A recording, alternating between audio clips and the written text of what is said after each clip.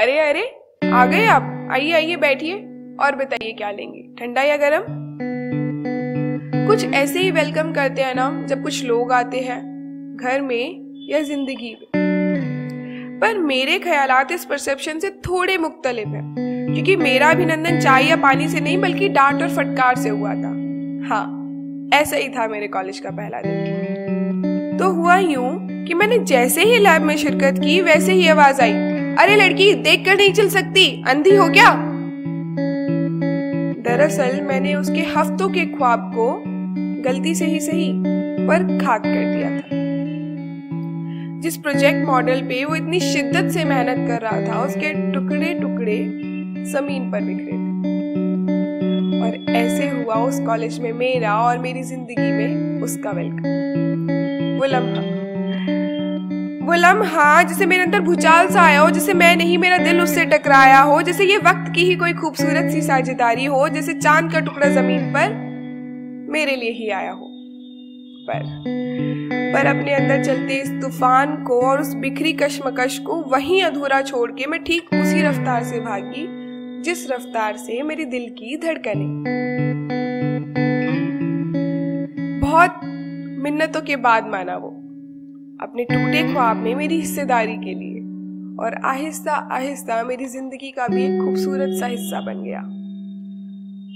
पर कभी कह नहीं पाई उससे, और ये खूबसूरत सा हिस्सा कब खूबसूरत सा किस्सा बन गया पता ही नहीं चला।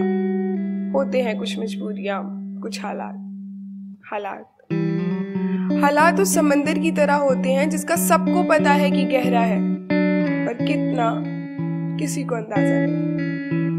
तो वक्त में बहते बहते हम यहाँ आ गए कि वक्त को वक्त आने पर वक्त ना दिया और बेवक्त की जुदाई के शिकार हो गए। और जुदा भी ऐसे जैसे मांझी की नाव, ना आर ना पार। पर चलने का नाम जिंदगी है तो जिंदगी कटने लगी। लेकिन जब मोहब्बत मुकम्मल ना हो तो दिलों में मिलने की अरमान बहुत बढ़ जाते हैं। हम अलग अलग राह पर बढ़े पर हमारे रास्ते फिर टकराए। एक दिन चलते कदम अचानक से थम गए और वक्त भी। ठीक ऐसा ही होता है जब वो आपके सामने होता है जिससे मिलने की चाहत अरसों से हो पर उम्मीद बस मर ही गई हो। मेरी आंखों के ठीक सामने था वो, और उसे देखते ही एक पल में सब कुछ आंखों के सामने आ गया। उसका हंसाना, उसका रुलाना, हमारी नोकझोंक, हमारी लड़ाई, हमारी जुदाई भी। खैर, बदल गया था वो। टी शर्ट्स की जगह शर्ट्स, कभी हाथ में बैंड तक ना पहनने वाला रोलेक्स वॉच, और हेयर्स भी साइड पार्ट। पर अभी भी कुछ था जो नहीं बदला था, उसका फोन और वो कवर। मैंने ही दिया था उसके बर्थडे पर, स्पेशली कस्टमाइज कराया था एमजे स्टाइल वाली तस्वीर लगाकर। मेरा दिल गुल से गुलिस्ता हो ही गया था, पर अगले ही 2 कदमों ने मेरी पूरी कायनात पलट के रख दी। उसके एक हाथ में फोन और दूसरे हाथ में किसी और का हाथ था।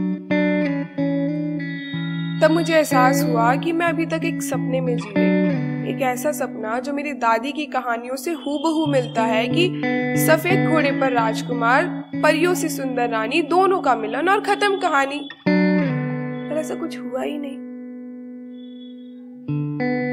एक बार फिर ख्वाबों के टुकड़े जमीन पर लावारिस से बिखरे थे, पर पिछली बार कांच के थे और इस बार दिल के।